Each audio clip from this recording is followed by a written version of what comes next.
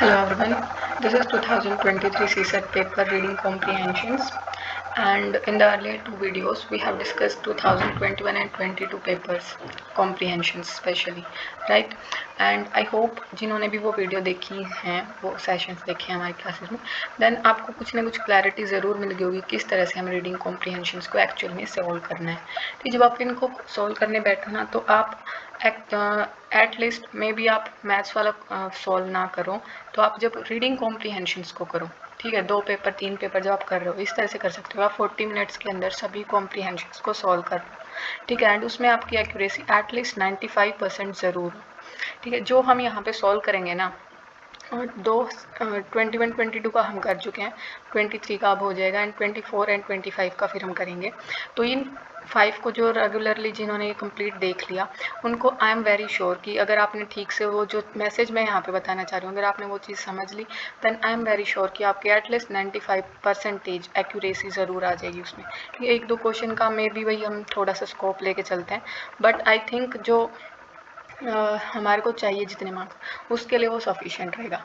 And उसके बाद वो जो हमारा मैथ्स एंड रीजनिंग का पोर्शन बचता है, उसमें भी आई विल से कि आपको ये नहीं है कि मैथ्स में आपकी मास्टरी होनी ज़रूरी है, वहाँ पे आपको सिर्फ कुछ रीजनिंग होती है जो आपको लगानी होती है, ठीक है। कुछ क्वेश्चंस ऐसे होते हैं जो आप डायरेक्टली सॉल्व कर सकते हो। एक्चुअल में जो यूपीएससी के सीसेट में क्वेश्चंस आते हैं ना, वहाँ पे आपको थोड़ी सी प्रेजेंस ऑफ माइंड की जो चीज़ होती है ना, वो ज़्यादा वहाँ पे मैटर करती है एज़ कम्पेयर टू कि आपको बहुत सारे फार्मूलाज और ये सब चीज़ें आती हैं। जो बेसिक्स हैं, जैसे कि परसेंटेज वगैरह के क्वेश्चंस कैसे सॉल्व होते हैं, वो चीज़ आनी तो ज़रूरी है किसी भी क्वेश्चन को या टॉपिक को समझने के लिए। उसके बाद जो जिस तरह के क्वेश्चन पूछते हैं ना, उसमें से क्योंकि हमारे पास मान लीजिए अगर 30 क्वेश्चंस भी आरसी के आ रहे हैं, उसके बाद भी अपने पास 50 क्वेश्चंस बचते हैं, and I don't think so कि 50 में से हम 20 क्वेश्चंस भी नहीं फाइंड आउट कर पाएंगे जो हम कर सकते हो, ठीक है। आपको उस तरह से प्रैक्टिस करनी है कि आप इतने क्वेश्चंस वहाँ पे निकाल लो, ठीक है। जब आप कंप्लीटली इन पेपर्स को लगा के देखो ना, तो इस तरह से अपनी स्ट्रैटेजी बना के करो, क्योंकि जब हम विदाउट स्ट्रैटेजी बनाए जाते हैं ना, तो गड़बड़ होती है। बेशक आपको पेपर आता होगा, एंड मुझे लगता है कि मोस्टली सभी पर्सन को, जितने भी हम एस्पिरेंट्स देते हैं ना, तो इतनी प्रैक्टिस सबकी होती है, क्योंकि जानबूझ के तो कोई बिल्कुल इग्नोर करके तो नहीं चलेगा, बट एक वो जो स्ट्रैटेजी बनानी होती है ना, वो वहाँ पे मिस आउट करते हैं, जिसकी वजह से कहीं ना कहीं जो मोस्टली ना 10 नंबर जिनका रहता है, ज़्यादा से ज़्यादा 10 नंबर से रहता है वो सी सेट का, ठीक है। एंड वो सिर्फ इसलिए है क्योंकि हम ये नहीं पता कि किस तरह से उसको अटैम्प्ट करना है, ठीक है। कोई सिर्फ और सिर्फ अपना मैथ्स रीजनिंग वाला पोर्शन स्ट्रॉन्ग करके जाता है, उसे लगता है कि इसी से हो जाएगा। कोई सिर्फ और सिर्फ पैसेज के भरोसे जा रहा है, और जो दोनों को मिक्स करके जा रहा है ना, आई मीन दोनों की करके जा रहा प्रैक्टिस, देन वो थोड़ा सा ये क्लैरिफाई नहीं है उसे कितने क्वेश्चंस उसको अटैम्प्ट करने हैं। Means just we are just doing the questions and we don't even know कि आपने कितने कर लिए, ठीक है, आपने कितनी एक्यूरेसी के साथ कर रहे हो। तो जब वो थोड़ा सा आपको आइडिया रहता है ना, तो आपको एग्ज़ाम हॉल में ये क्लियर रहता है कि yes you are going to clear it, ठीक है। बाकी चीज़ें हम बाद में डिस्कस करेंगे, अभी हम स्टार्ट करते हैं पैसेज को करना।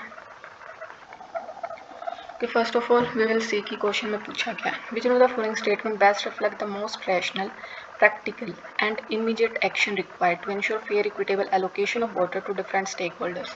Now when these type of questions are asked, that means ये directly आपसे पूछ रहा है कि what action we should take here, ठीक है। एंड जब एक्शन पूछ रहा है, that means that action must be provided in the passage also, ठीक है, बिकॉज हमें पैसेज के बेस पे क्वेश्चंस को सॉल्व करना है, राइट। एंड जब इस तरह के क्वेश्चंस होते हैं जो ऊपर हमारे को पैसेज में गिवन होता है ना, कोई भी डाटा है, फैक्ट्स हैं, और इधर कोई एग्जांपल्स वगैरह, वो सब उस चीज़ को सपोर्ट करने के लिए गिवन होते हैं। एंड जो ओवरऑल क्रक्स, मैसेज, सॉल्यूशन, ठीक है, एक्शन जो भी हमारे को गिवन होता है, वो एट द लास्ट, मतलब कि जो लास्ट है पैसेज का, वहाँ पे गिवन होता है, राइट। अभी हम पैसेज को करेंगे तो आपको ज़्यादा क्लियर हो जाएगा। Let's start the reading.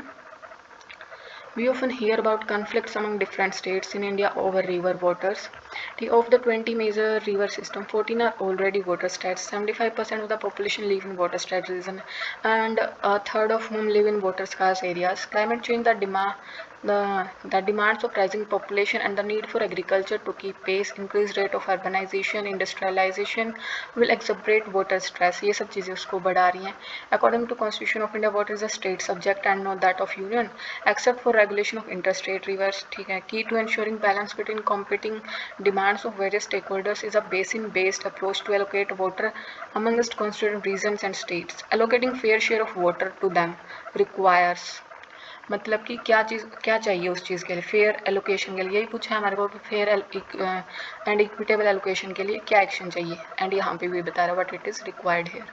Assessment based on objective criteria such as specificities of the river basin, size of dependent population, exhibiting water use and demand, efficiency of use, projected future use, etc., while ensuring the environmental needs of the rivers and aquifers. Means a proper assessment is needed. ठीक है. अब options को हम checkout कर लेते हैं. A national pragmatic legal and policy framework for water allocation should be made. ठीक है. ओवरऑल जो यहाँ पे बात की गई थी वही यहाँ पे, बट फिर भी हम सभी ऑप्शंस को एक बार चेक ज़रूर करेंगे. All river system of the country should be linked, कि ये चीज़ ना इधर पैसेज में बोली गई ना ही प्रैक्टिकली पॉसिबल है. ठीक है. सभी रिवर सिस्टम्स को लिंक करना, तो ये कैंसिल आउट हो गया. Water channels between region of water surplus and region of water deficit should be created. ना जो मैं आपको बोलती हूँ ना, लास्ट 2 वीडियोज़ में भी हमने जो बात की गई थी यही थी कि जो पैसेज में गिवन है उस पर फोकस रखना है आपको. ठीक है. तो ये जो वाटर चैनल्स क्रिएट कर देने, ये सब कोई पैसेज में कोई बात थी इनके बारे में, कुछ भी नहीं था, तो डायरेक्टली आप कैंसिल कर दोगे. जो यहाँ पे ये है, जो एक्शन रिक्वायर्ड की बात की गई है वो ये है, right. To mitigate water crisis, water demand of sector such as agriculture industry should be reduce, ये भी गलत है. ठीक है. और सेकंड थिंग, जब यहाँ पे भी आपको ये चीज़ बोला जाए, किसी चीज़ को सॉल्व करने के लिए, किसी चीज़ का सॉल्यूशन कभी ये नहीं बताया जाता कि उसकी जो डिमांड है, उसकी जो नीड है, उसी को कम कर दिया जाए, उसको ख़त्म ही कर दिया जाए. जब ऐसे ऑप्शंस होते हैं तो वो प्रैक्टिकली इनकरेक्ट होते हैं. जो प्रैक्टिकल सॉल्यूशन होना चाहिए वो नहीं होता वो. ठीक है. तो option A is the right. हमारे को सॉल्यूशन ढूंढना था, उसकी डिमांड को थोड़ी ख़त्म करने को बोला गया. ठीक है. तो option A is the right one. I hope आपको इसमें क्लैरिटी मिली होगी. ठीक है. नेक्स्ट देखते हैं, which one the following statement best reflect what is implied by the passage. Okay, let us see. More than half of Indian women and almost a quarter of Indian men of working age suffer from anemia. According to studies, they are anywhere from 5 to 15% less productive than they could be as a result thereof. India also has the largest tuberculosis burden in the world, costing 170 million work days to the country annually. But what is just as important as lost productivity now is lost potential in the future also. It is becoming increasingly clear that on many measures of cognitive ability, malnourished Indian children perform 2 or 3 times worse than their adequately nourished peers. For any economy that will be more dependent on highly skilled workers, this poses a significant challenge, and it is one that really should be addressed. ठीक है. Addressed given India's demographic outlook. ठीक है. तो overall माल की बात की गई है यहाँ पे, जिसकी वजह से जो एफिशिएंसी होती है, इफेक्टिवनेस होती है, ठीक है, वो घट जाती है, कम हो जाती है. तो हम देखते हैं, पैसेज का मैसेज बताना था. ठीक है. ऑप्शंस चेकआउट करो. Education system must be standard in rural areas. First of all, the passage is not about the education system. Secondly, if it अगर कोई ऑप्शन आपको बहुत ज़्यादा, मतलब कि जो ओवरऑल क्रक्स तो है ही, बट उसमें कुछ एडिशन करके उसको स्पेसिफिक पॉइंट बनाया जाता है, जैसे कि इसमें सिर्फ और सिर्फ रूरल एरियाज़ की बात की गई, तो इसको और ज़्यादा स्पेसिफिक बना दिया गया, तो ये गलत है. ठीक है. ये और किसी की बात करें, वैसे तो इसमें तो डायरेक्टली हमें पता लग रहा है कि एजुकेशन सिस्टम की कोई बात ही नहीं थी. ठीक है. नेक्स्ट देखते हैं, large scale and effective implementation of skill development programme is the need of the. तो यहाँ पे स्किल डेवलपमेंट की भी कोई बात नहीं है. ठीक है. यहाँ पे है हेल्थ से रिलेटेड बात की गई. ठीक है. वो देखना है हमें. For economic development, health and nutrition of, देखो यहाँ पे क्या बोल दिया, ओनली स्किल्ड वर्कर्स नीड, तो ये भी लिमिट कर दिया गया है. ठीक है. जो प्रैक्टिकली आपको गलत स्टेटमेंट लगे ना, फीलिंग ही आ जाती है ऐसे वाले में, तो ये तो सभी इसको गलत ही मार्क करेंगे, इसमें किसी को कोई संशय नहीं होना चाहिए, राइट. नेक्स्ट देखते हैं. For rapid economic growth, as envisaged by us, attention should be paid to health and nutrition of the people. Overall यही तो बात की गई थी ना पैसेज में. So this one is the right one. ठीक है. A and D. यहाँ से ना आप देखो, ये एक क्वेश्चन करेक्ट है हमारा, that means 2.5 marks. Second question हम काउंट करते चलेंगे, ठीक है। नेक्स्ट देखते हैं passage. Which of the following statement best reflect the most logical rational message conveyed by the author? Message बताने हैं, okay. In India, majority of farmers are marginal and small, less educated, and possess low adaptive capabilities to climate change, perhaps because of credit and other constraints. ठीक है, so one can't expect autonomous adaptation. तो हम directly ये expect नहीं कर सकते farmer से कि वो अपने आप अडेप्ट कर लेंगे क्लाइमेट चेंज से। Even if it was possible, अगर वो पॉसिबल भी हो, it would not be sufficient to offset losses from, तो वो सफिशिएंट नहीं होगा उसके लॉसेज को ऑफसेट करने के लिए। To deal with this, adaptation to climate change is paramount alongside a fast mitigation response. Another solution is to have a planned or policy driven adaptation, which would require the government to come up with policy recommendations. Perception is a necessary prerequisite for adaptation. Whether farmers are adapting agriculture practices to climate change depends on whether they perceive it or not. However, this is not always enough for adaptation. It is important how a farmer perceives the risk associated with climate change, कि वो उस चीज़ को कैसे देख रहे हैं, उसको perceive कैसे कर रहे हैं उस रिस्क को। ठीक है, अब हम देखते हैं क्या ऑप्शंस हैं ना। Adaptation to climate change and mitigation response are basically the responsibilities of the government. ये बार बार हमने डिस्कस किया, जब गवर्नमेंट पे सारी रिस्पॉन्सिबिलिटी डाल दी जाती है वो स्टेटमेंट गलत बनाई गई होती है हमेशा। ठीक है, तो ये गलत बनाई है यहाँ पे। क्लाइमेट चेंज किसी भी पैसेज में, क्योंकि ऐसा कुछ नहीं मिलेगा आपको कि पैसेज में ही नहीं मिलता कि वो गवर्नमेंट की रिस्पॉन्सिबिलिटी है सर, ठीक है, ना ही किसी ऑप्शन में। आप कहीं भी कितने 10 साल के देख लीजिए, बेशक कहीं नहीं मिलेगी आपको statement correct. Climate change causes a change in government policies regarding land use patterns in the country. तो इसमें कुछ गलत नहीं बनाया गया, ठीक है, बट जो मैसेज पूछा कि ओवरऑल मैसेज क्या देना चाहते हैं, ठीक है, इसको आप होल्ड पे रखो अभी। Risk perceptions of farmers are important for motivating them for taking adaptation decisions. सभी पढ़ते हैं। Since mitigation is not possible, government should come up with policies for quick response. देखो, जिस चीज़ को बिल्कुल ही कैंसिल आउट कर देते हैं किसी चीज़ की पॉसिबिलिटी को, जैसे कि इसमें बोल दिया mitigation is not possible, so this one is incorrect here. अब हमारे पास बी और सी दो ऑप्शन बचे हैं, ठीक है। Let us look at them again. Climate change causes a change in government policies. ठीक है, इसकी वजह से पॉलिसीज चेंज होती हैं रिगार्डिंग लैंड यूज पैटर्न्स। ना देखो, अगर ये कहीं ना कहीं आपको इस चीज़ यहाँ पे पॉलिसी की बात क्यों की गई थी कि गवर्नमेंट पॉलिसी लेके आते हैं, रिकमेंडेशंस लेके आते हैं, ठीक है, उससे आप इन्फ्लुएंस होके मे भी इसमें सोचो कि ये वाला लगा लें, ठीक है। बट सेकंड थिंग जो हमने बात की थी कि जब इसको स्पेसिफिकली बनाया जाता है रिगार्डिंग लैंड यूज़, अब इसमें बोल दिया कहीं पे भी लैंड यूज़ से रिलेटेड कुछ भी था यहाँ पे, एंड ओवरऑल क्या यहाँ पे तो सिर्फ ये बोल रहा था कि क्लाइमेट चेंज वगैरह ये सब होता है, गवर्नमेंट पॉलिसीज़ लेके आते हैं, तो ये मैसेज तो नहीं था ना, पर ये सिर्फ उसके बीच में एक लाइन थी उससे बना दी गई है। तो मैसेज ये नहीं था ना कि ओवरऑल क्या ये बात की जाती है कि क्लाइमेट चेंज होता है उसकी वजह से गवर्नमेंट पॉलिसीज़ में चेंजेस आते रहते हैं, ये सब तो नहीं था ना ओवरऑल, तो ये वाला गलत बन जाएगा हमारा। अब सी देखो, risk perception of farmer are important for motivating them for taking adaptation decision.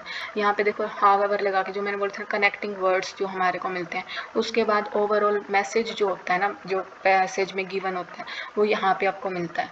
This is not always enough for adaptation, it is important how farmer perceives the risk. ठीक है, तो यही चीज़ यहाँ पे बताई जा रही है कि उन risk perception of farmers are important for motivating them to for taking adaptation decision. ठीक है, फार्मर से ऊपर शुरू हुआ था और उन्हीं के बारे में बात चल रही थी, ठीक है, फार्मर प्लस क्लाइमेट चेंज, तो option C is the right one. ठीक है, यहाँ पे देखो आपको क्या समझने की ज़रूरत है, अगर किसी ऑप्शन में आपको फिर भी कन्फ्यूज़न हो रही है ना, तो आप को ये देखना है कि उन दोनों में से भी, जैसे बी और सी आपको लग रहा है, तो उन दोनों में से आपको ज़्यादा परसेंटेज कौन सा करेक्ट लग रहा है।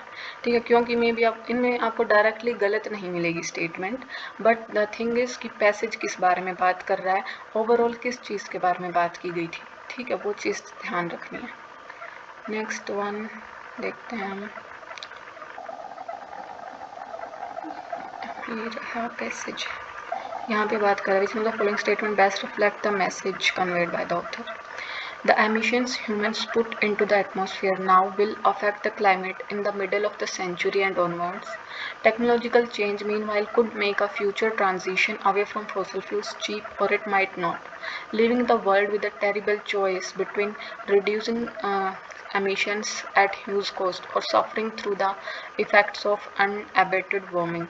Businesses that don't hedge against the threat of uncertain outcomes fail. The world can't afford such restlessness on climate change. ठीक है, मतलब कि ओवरऑल बात की जा रही है एमिशंस की. ठीक है, पोल्यूशन से ठीक है. मैसेज के लिए हम ऑप्शंस को रीड करते हैं. बिजनेसेस दैट कॉज एमिशन में नीड टू क्लोज डाउन और पे for pollution in the future. अब देखो यहाँ पे मैसेज की बात की थी. This is a supporting fact for this means कि बिजनेस जो उससे कोप करने के लिए कोई स्ट्रैटेजी पॉलिसी वगैरह नहीं होती, उनको फेल होना ही पड़ता है.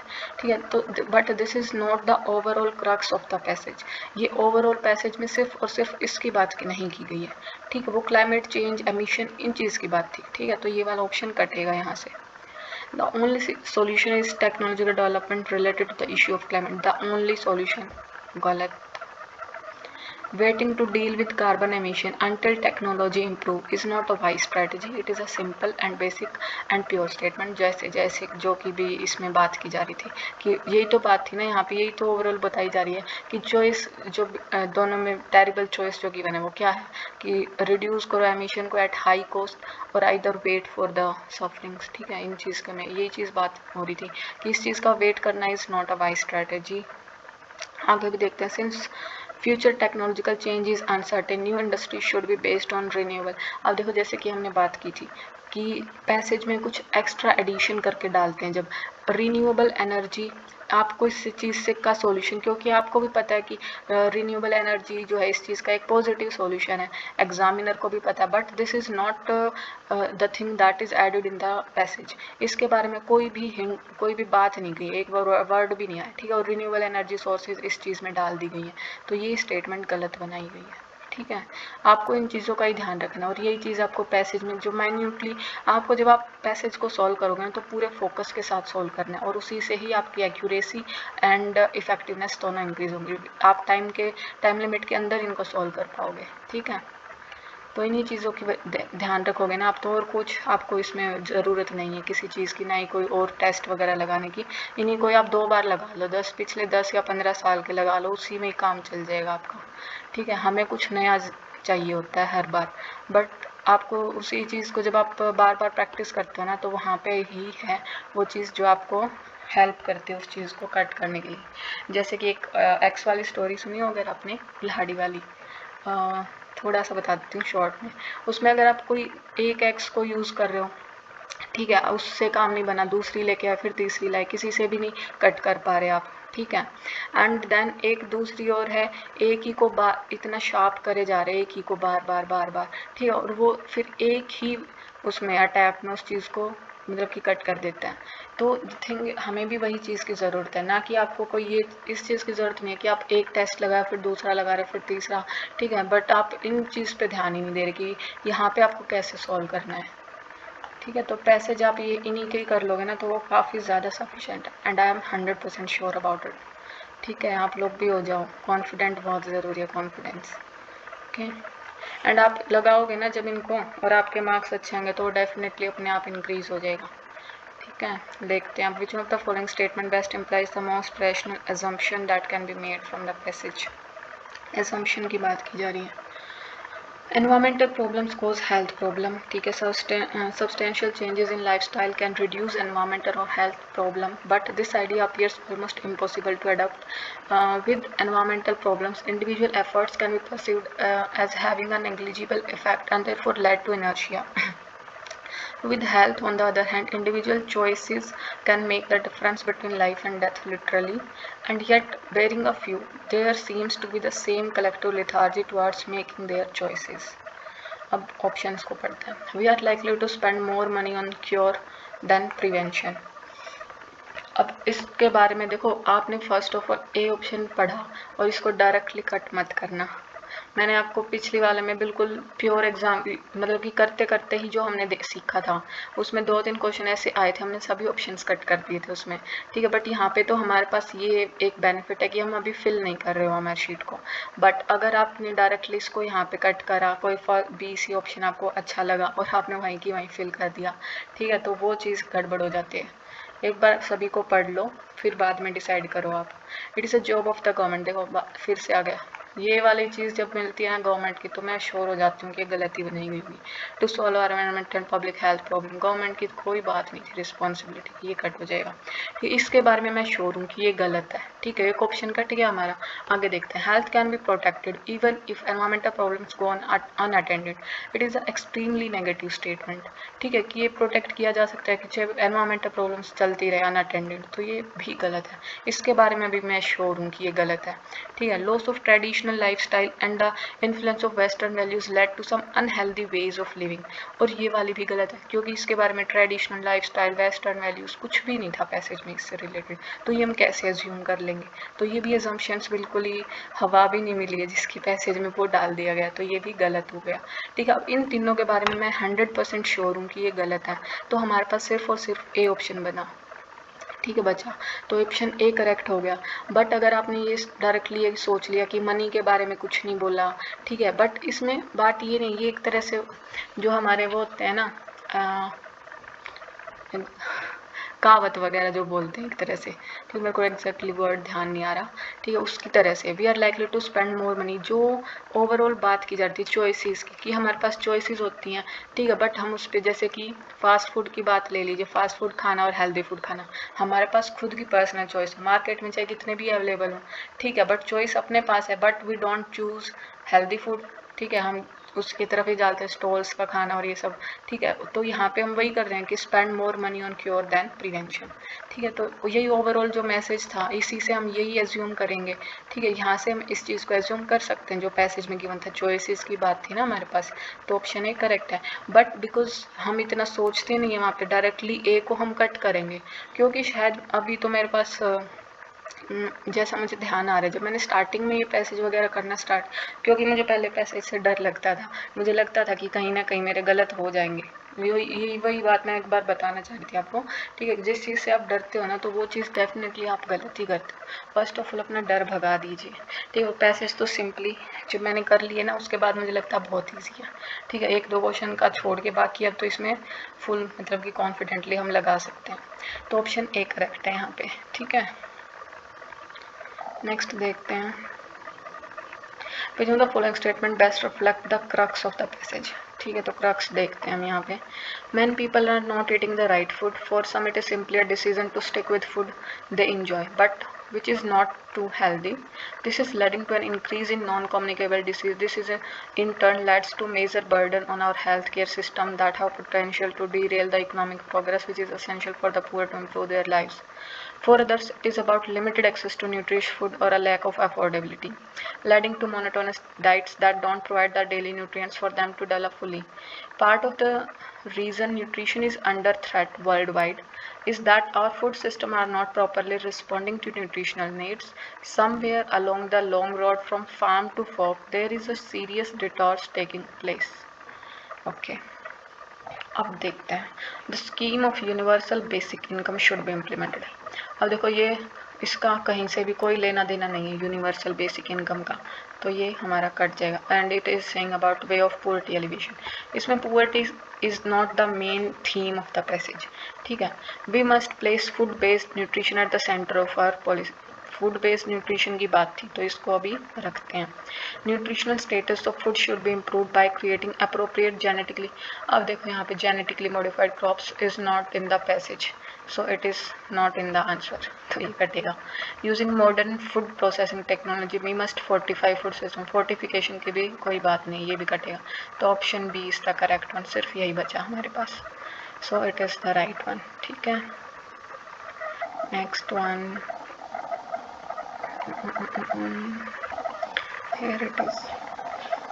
Which one of the following statement best reflect the most logical rational implication conveyed by the passage? Logical rational, alright. To tackle the problem of pollution in cities, policymakers think that drastic actions like temporary use of odd even numbers scheme for vehicles, closing schools, factories, construction activities, and banning the use of certain type of vehicles are a way forward.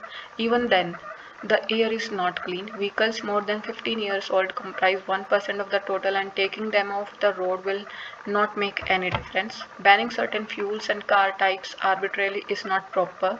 Diesel engine produce more PM 2.5 and less CO2 than petrol or CNG engines. On the other hand, both diesel and CNG engines produce more NOx than petrol engines. No one has measured the amount of NOx that CNG engines are emitting. Arbitrary bans on vehicles that have passed mandated fitness tests and periodic pollution tests are unfair. What is needed is ज़रूरत क्या है, यही पूछा. Rational implication conveyed by the way, ठीक है, वो यहीं पे हमारे को मिली है. देखो ऊपर ये सब उस चीज़ के बारे में था, ये जो स्टेप्स ले रहे हैं, किसी स्कूल्स बंद कर दिए, फैक्ट्रीज पे, ठीक है, कोई व्हीकल्स पे बैन लगा दिया, odd even system, these are the temporary things. But what it is needed is the scientific and reliable information about the source of pollutants on a continuing basis and the technologies that will work to reduce pollution from them. This is the right one solution and a long term one also. ठीक है, अब यहाँ पे passage में देखते हैं क्या given है. Arbitrary curbs on vehicles to reduce pollution are difficult to implement. ठीक है, रुकते हैं अभी. knee-jerk reactions can't solve the problem of pollution, but an evidence-based approach will be more effective, much better. यही तो बोला था ना यहाँ पे पीछे, हाँ मतलब लास्ट में. आगे देखते हैं. Heavy penalty should be enforced. इसके बारे में तो ये तो नहीं था सॉल्यूशन जो ऊपर बात की थी. ठीक है, विदाउट पीरियोडिक पोल्यूशन टेस्ट तो ये तो कट हो जाएगा. In the absence of law to deal with the problem pollution the administration tend to make arbitrary decisions. देखो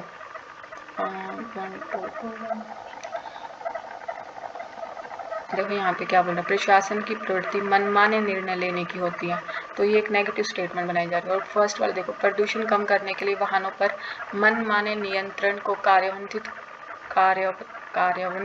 करना मुश्किल है. ठीक है, जब ये चीज़ बोलते हैं कि ये चीज़ नहीं हो सकती, ये चीज़ डिफ़िकल्ट है, ठीक है, वो जर्नलिस्ट आंसर में नहीं होती हैं. ओवरऑल जो बात भी की गई थी वो यही थी हमारे पास कि जब आप नी जग रिएक्शंस इस तरह से सॉल्यूशंस ला रहे हो, जैसे कि हमने बात की ऊपर एग्जांपल्स गिवन थे, can't solve the problem but evidence based approach will be effective. So B is the right one. ठीक है, ओके, नेक्स्ट वन देखते हैं. Which of the following statement best reflect the logical influence from the passage. Good corporate governance structures encouraging companies to provide accountability and control. ठीक, good corporate, ठीक है, उससे ये हो रहा है. A fundamental reason why corporate governance has moved on to the economic and political agenda worldwide has been the rapid growth in international capital markets. Effective corporate governance enhance access to external financing by firms, leading to greater investment, higher growth and employment. Investors look to place their funds where the standards of disclosure, of timely and accurate financial reporting and of equal treatment to all stakeholders are met. Investors वहाँ invest करते हैं जहाँ पे ये सब चीज़ें meet होती हैं, एंड गुड कॉर्पोरेट गवर्नेंस से ये चीज़ें होती हैं. तो अब देखते हैं क्या है ऑप्शन में. It is an important agenda of the countries around the world to ensure access to good external financing. देखो ये चीज़ उसका अफेक्ट बता रखा है कि उससे क्या होता है. It is not about the कि कंट्रीज़ का ये एजेंडा है, ठीक है, तो कंपनीज़ के बारे में बात थी. ठीक है, फिर भी देखते हैं बाकी हमें क्या बोला है. Good corporate governance increase the credibility.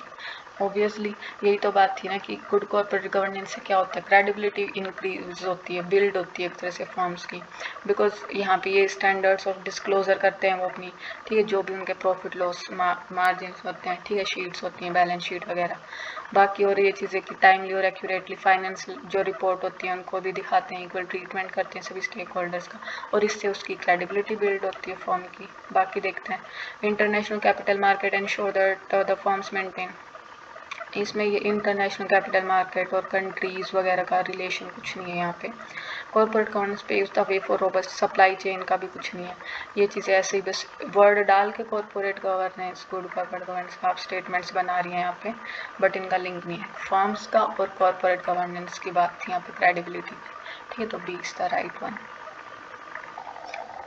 अब इतने जब आप 5 साल के भी कर लोगे ना तो आपको काफ़ी हद तक काफ़ी क्वेश्चंस में ये आइडिया देखते ही हो जाएगा कि ये स्टेटमेंट्स तो हमें ही बना रखी हैं.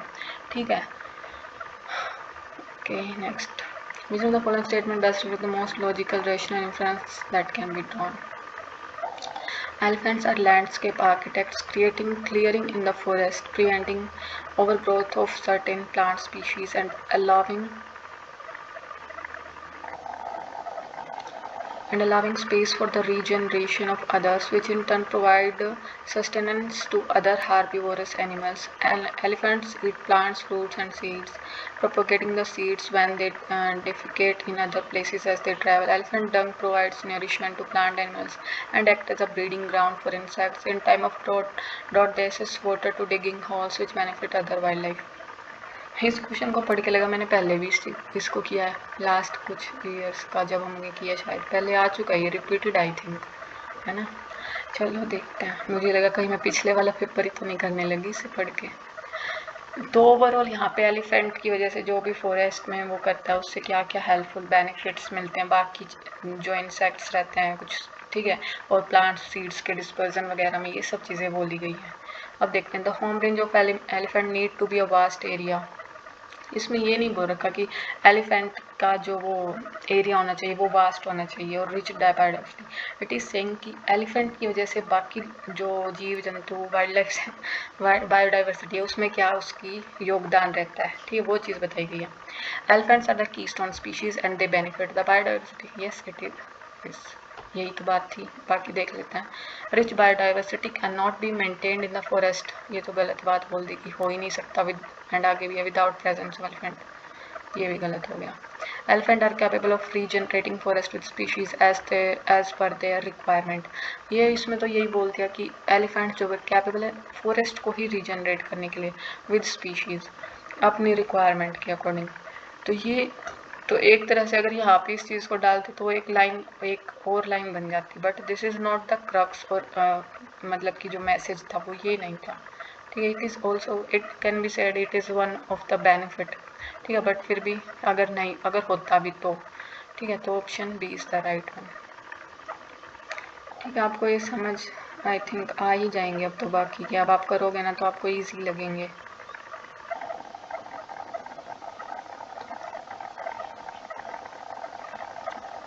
Late us check what it is asking. assumptions पूछिए यहाँ पे, देख लेते हैं, और क्रक्स भी पूछा है हमें।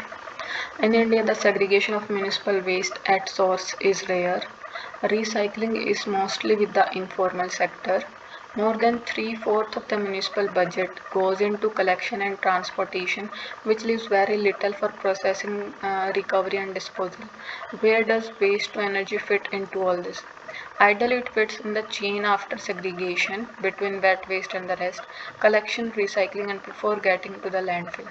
Which technology is most appropriate in converting waste to energy depends on what is the waste, what is in the waste, that is biodegradable versus non-biodegradable component, and its calorific value. The biodegradable component of India's municipal solid waste is little over 50%, and biomethanation offers a major solution for processing this. ठीक है, अब देखते हैं assumptions. Collecting, processing and segregation of municipal waste should be with government agencies. दोनों पढ़ते हैं। Resource recovery and recycling require technological inputs that can be best handled by private sector enterprises. In both the options, option 1 and 2, what it is saying is, ये first option में तो बोल दिया कि collection, processing, segregation government के पास, agencies के पास होना चाहिए, और दूसरे ऑप्शंस में बोल रहा है कि इस चीज़ का जो भी मतलब रिसोर्स रिकवरी, रिसाइकलिंग, ठीक है, जो टेक्नोलॉजिकल इनपुट्स की बात करें वो बेस्ट हैंडल करेगा प्राइवेट सेक्टर एंटरप्राइज। देखो यहाँ पे हमें बात की जा रही है कि वेस्ट से एनर्जी किससे रिलेटेड बात है, ठीक है, उसकी जो बायोडिग्रेडेबल वेस्ट की बात की गई आखिर में, ठीक है, उससे रिलेटेड एक टेक्नोलॉजी की भी बात की कहीं पे भी, पर ये चीज़ नहीं पता लग रही हमें कि इस चीज़ को अगर गवर्नमेंट एजेंसीज करती हैं तो बेटर हैंडल करेंगी, और इस वाले वर्क को अगर प्राइवेट एजेंसीज करती हैं, प्राइवेट सेक्टर करेगा तो ज़्यादा बेटर हैंडल करेगा। तो ये इस पैसेज से हम ये चीज़ अज्यूम नहीं कर सकते, दोनों में से कोई सी भी स्टेटमेंट को अज्यूम नहीं करेंगे हमेशा। कहीं पे भी ये बोल रहा है कि गवर्नमेंट इस चीज़ को बेटर कर रही है और प्राइवेट सेक्टर इस चीज़ को बेटर कर, कहीं पे भी नहीं था, तो हम क्यों अज्यूम करेंगे इस चीज़ को, ठीक है। तो ये वाली दोनों ही गलत हो जाएंगी, तो option D is the correct है। नेक्स्ट देखते हैं क्रक्स क्या बोल रहा है। Generation of energy from municipal solid waste is inexpensive, इसके बारे में तो नहीं था कि कॉस्ट वगैरह एक्सपेंसिव है, नहीं है, गलत हो गई। जब आपको किसी क्वेश्चन में कुछ ना समझ आए ना, तो आपके लिए सबसे बेटर और बेस्ट वे यही है सॉल्व करने का कि आप उन स्टेटमेंट्स को फाइंड आउट कर लो जो बिल्कुल आपको श्योर हो गलत ही होगी, ठीक है, उसको तो क्रॉस मार के चलो, फिर बाकी जो एक दो बचेगी ना उसको आप पढ़ोगे और पैसेज से रिलेट करके देखोगे तो आपको आपका आंसर मिल ही जाएगा बहुत ज़्यादा केसेस में, I think. Biomethanation is the most ideal way of generating energy from municipal solid waste. एक बार इस पे रुकते हैं। Segregation of municipal solid waste is the first step in ensuring the success of waste to energy plants, इस पे भी रुकते हैं कुछ इनमें, क्योंकि कुछ गलत बात नहीं बोली गई है। The biodegradable component of India's municipal solid waste is not adequate to provide energy, यहाँ पे तो एफिशिएंसी पे सवाल उठा देते, वो एडुकेट ही नहीं है एनर्जी प्रोड्यूस करने में, तो ये भी गलत होगी। अब मैं ए और डी के बारे में 100% श्योर हूँ कि ये दोनों गलत हैं, ठीक है। अब बात करते हैं बी और सी की। बी सेइंग कि बायोमेथिनेशन मोस्ट आइडियल वे है जनरेट करने के लिए energy from municipal solid waste, and यहाँ पे जहाँ पे इसकी बात की गई थी क्या बोला था, biomethanation offer some major solution for processing के लिए एक सॉल्यूशन है, इट इज़ नॉट सेइंग कि मोस्ट आइडियल है, ठीक है, और कुछ और इसके बारे में ये बात। And secondly this is just a मतलब कि सपोर्टिंग फैक्टर इन दिस, ठीक है, it is not the overall crux कि बायोमेथिनेशन के बारे में ही इसकी मतलब कि अच्छाइयाँ और इसकी खूबियों के बारे में बात नहीं थी, ठीक है, इसकी जो पॉजिटिव साइड थी या फिर इसके बेनिफिशियल्स जो थे वो नहीं बताए गए हैं पूरे पैसेज में, और हमें क्रक्स बताना था, ठीक है। अब सी देखो, segregation of municipal solid waste is the first time, यहाँ पे ओवरऑल यही तो बात थी, सिग्रीगेशन, कलेक्शन और ट्रांसपोर्टेशन, ये सब चीज़ों के बारे में बात थी पैसेज में, ठीक है, और उसका लास्ट स्टेप ये सब जो कन्वर्ट करते हैं एनर्जी में, ये सब बात थी इसमें, स्टेप्स की बात थी ओवरऑल, ठीक है। एंड यही बात की यहाँ पे in ensuring the success of waste to energy plant, so C is the most good one options from all the one that we have given, ठीक है, तो C is the right one। Next देखते हैं हम यहाँ पे, this is the passage and what it is asked is assumptions। देख एक बार पढ़ लें, ऑर्गेनिक फार्मिंग के बारे में ही है। Organic farming is inherently unsafe for the farmers and consumers. देखो ऑर्गेनिक फार्मिंग के लिए स्कीम्स लाई जाती हैं, ठीक है, और इस चीज़ के लिए, और ये बोल रहा है कि इनहेरेंटली अनसेफ, जो प्रैक्टिकल लाइफ में बिल्कुल ही अनप्रैक्टिकल दिया जाता है ना ऑप्शन, वो गलत होता है, ठीक है। तो इनहेरेंटली अनसेफ जो बिल्कुल नेगेटिव स्टेटमेंट होती है वो सारी इनकरेक्ट ही मिलती हैं, तो ये नेगेटिव है। Farmers consumer need to be educated about eco friendly, it is a good one option, तो हमें पैसेज पढ़ना ही होगा। आगे भी इसी पे है question, practical message conveyed by the author, ठीक है, पढ़ लेते हैं एक बार। There is a claim that organic farming is inherently safer and healthier. The reality is that because of organic farming industry is still young and well regulated in India, not well regulated, farmers consumers are not only confused about what products are best for them, but sometimes use products in ways that could harm them. ठीक है, for example since organic fertilizers are difficult to obtain on a large scale India, farmers often use farm yard manure which may contain toxic chemicals and heavy metals. Certain plant sprays such as dhatura flower and leaf spray have an element called atropine. If it is not applied in the right dose, it can act on the nervous system of the consumer. Unfortunately, how much and when to use it are not well researched or regulated issues. तो यहाँ पे देखो यही बात कर रही है, जो कंज्यूमर है, फार्मर और कंज्यूमर है, उसको इसके बारे में ज़्यादा नॉलेज नहीं है, ठीक है, और यही यहाँ पे बी ऑप्शन में बोल रहे हैं कि फार्मर और consumer need to be educated about eco friendly food. Passage में एक second, organic farming is inherently unsafe, ये वाला तो कट जाएगा, और assumption है ना, फार्मर और consumer need to be educated, एक क्षण के लिए मुझे लगेगा ये गलत है, बट द थिंग इज हमें assumption eco friendly food and organic food, ठीक है, both this term is use for the organic food, ठीक है, not this is not the different concept, ठीक है, कि हम इस चीज़ को डिफरेंट कंसेप्ट लेके यहाँ पे नहीं चलेंगे। तो यहाँ पे हमने वही जो ओवरऑल क्रक्स वहाँ से निकला था यही था कि फार्मर और कंज्यूमर को एजुकेट करने की ज़रूरत है, बट यहाँ पे इको फ्रेंडली फूड देख के यहाँ पे इसको अलग कंसेप्ट से रिलेट करके कैंसिल आउट नहीं करना। So option B is the correct one and I think this is the right, या ठीक है ये वाला, तो B is the right one है। Okay, which of the following statement best reflects the message? Okay, in India organic farming should not be promoted, ये तो होती है बट तो ये कट जाएगा। There is no safe organic alternative, है ही नहीं ऐसा, ये भी कट जाएगा। In India farmer need to be guided and help to make their, ठीक है यही बात थी।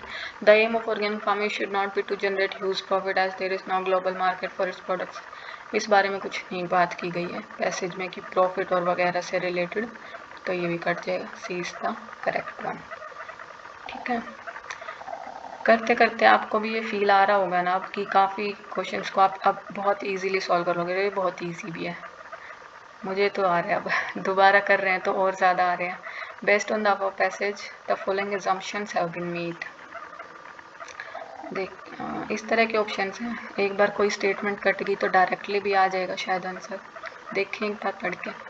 To implement the Sustainable Development Goals to achieve Zero Hunger Goal, monoculture agriculture practices are inevitable, even if they don't address malnutrition. ये तो negative statement बनाई गई है, अगर इसको काट देंगे तो ऑप्शन क्या बचेगा, बी और सी, ठीक है। तो थर्ड वाला तो करेक्ट ही है, सेकंड और फोर्थ में चूज करना। Dependence on a few crops has negative consequence for human health and the ecosystem. For the present monoculture agriculture practices, farmers receive subsidies in various ways and government offers remunerative prices for grains and therefore they don't tend to consider crop diversity. एक बार पढ़ लेते हैं भैया।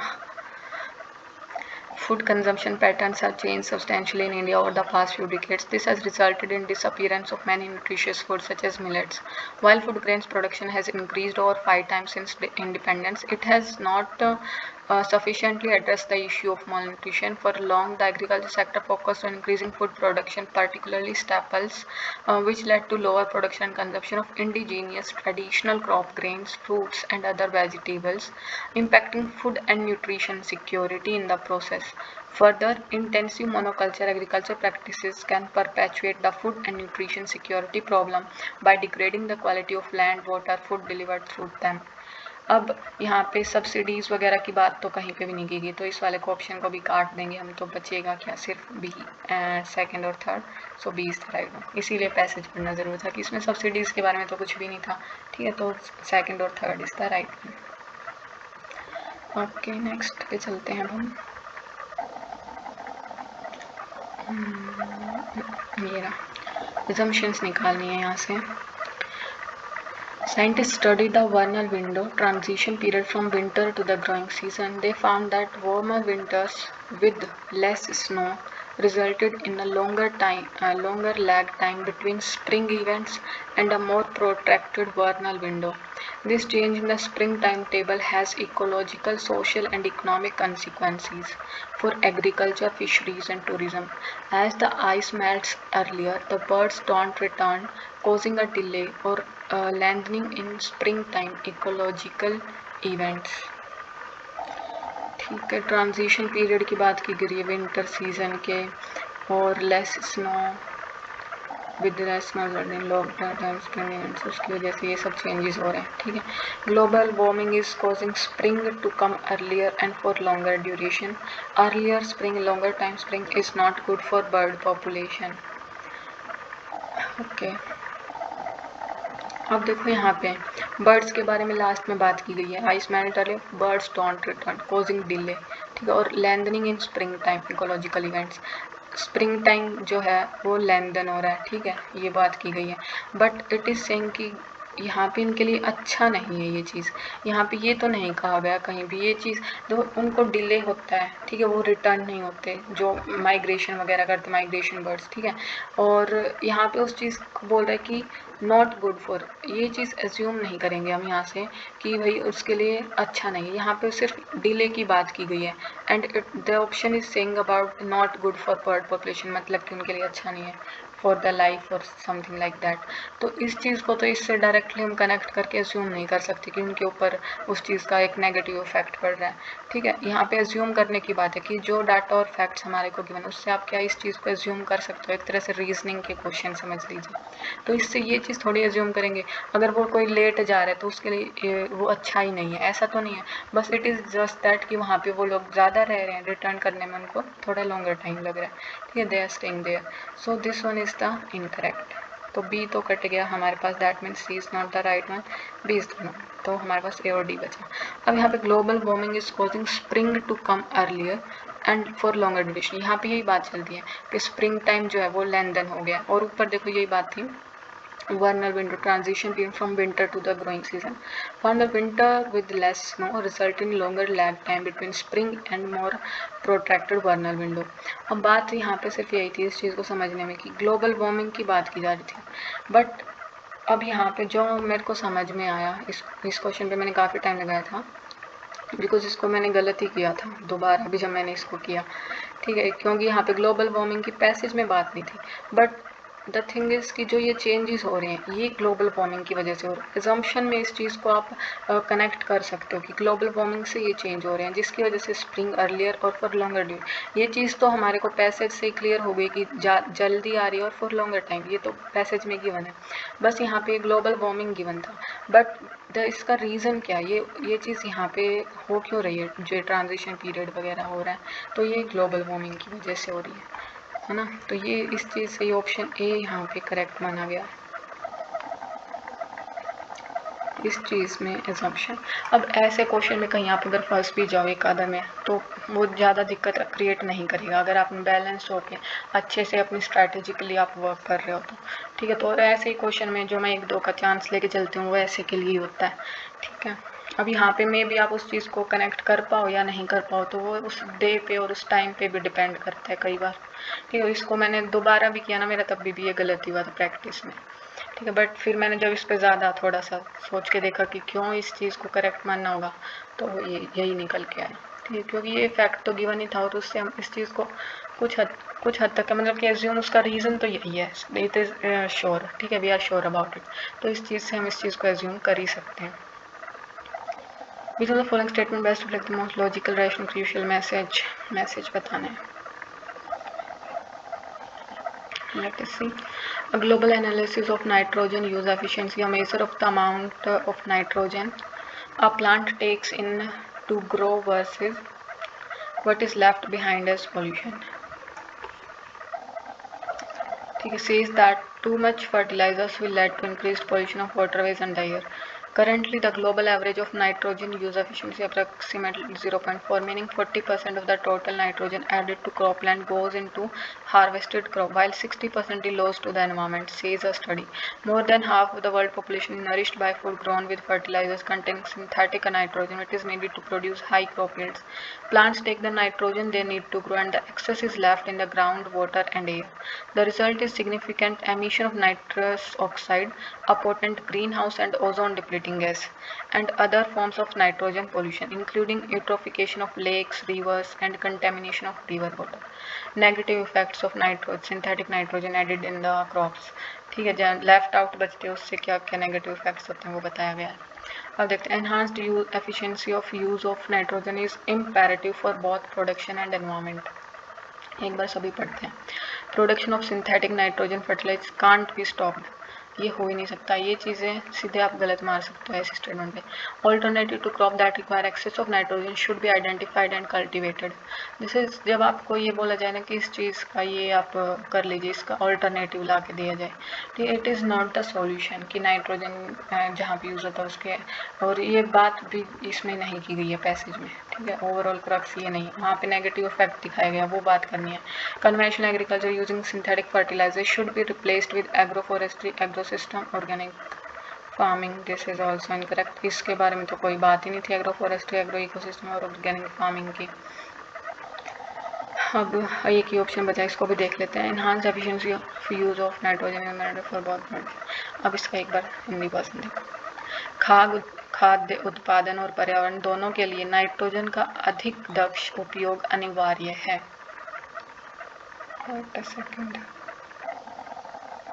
ये जब मैंने पढ़ा ना ये कि इम्पेरेटिव, मुझे ये स्टेटमेंट गलत ही लगी थी। But as compare to B C D, मैं इसको भी गलत ही मार्क करने वाली थी, ए वाले को भी, बस मैं रुकी गई। बट अब as compare to B C D, इसमें बोला कि can't be stop, it is 100% incorrect. ठीक है, तो बी तो होगा ही नहीं। फिर ये बोल रहे हैं कि अल्टरनेटिव्स, उसके पैसेज में ये थोड़ी बात की गई थी उसके अल्टरनेटिव्स लेके आने की, ये भी नहीं है। और इसमें ये एग्रो फॉरेस्ट्री इको सिस्टम, ये भी नहीं है। ठीक है, बट अब यहाँ पे बात की, देखो क्या बोल रहा है कि उत्पादन और पर्यावरण दोनों के लिए नाइट्रोजन का अधिक दक्ष उपयोग अनिवार्य है। इसके लिए जो यूज़ किया जाता है हाई क्रॉप यील्ड के लिए, तो ये वाला ये यहाँ पे सबसे ज़्यादा बेस्ट सूटेबल जो ऑप्शन है वो यही है। तो यहाँ पे option D is the correct one, I mean A, sorry. Enhance nitrogen imperative for bio production. So काफ़ी क्वेश्चंस में, जैसे कि हमने कल परसों भी, पिछले 21-22 में भी देखा था कि कई बार आपको मे भी 4 ऑप्शन गलत लगे, बट जो आपको एक ऑप्शन बचेगा फिर भी, जो बाकी तीनों से काफ़ी हद तक आपको बेटर लगे, बट जो पैसेज में गिवन था उसके अकॉर्डिंग तो ये ठीक है। बट एक बार थोड़ा सा वो लगता है ना कि किसी चीज़ के नेगेटिव सी फीलिंग आती है किसी ऑप्शन को पढ़ के, एकदम ये लगता है कि ये कटेगा, तो ये वैसा ऑप्शन लग रहा था मुझे। But as per this passage यही तो बोल रहा था कि नाइट्रोजन की नीड है। ठीक है, और वही यहाँ पे बोला गया है। सो नेक्स्ट वन पे चलते हैं। The following statement best reflect most logical, rational, crucial message. Just 1 second.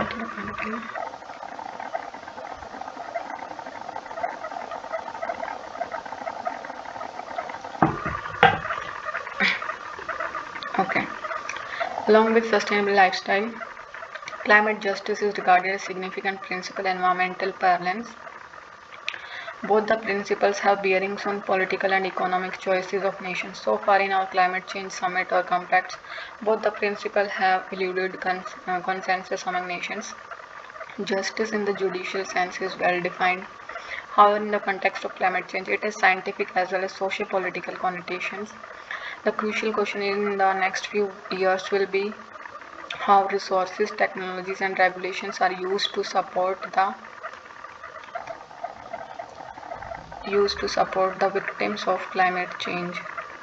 Justice in climate is not confined to actions relating to mitigation, but includes the wider notion of support for adaptation to climate change and compensation for loss and damage.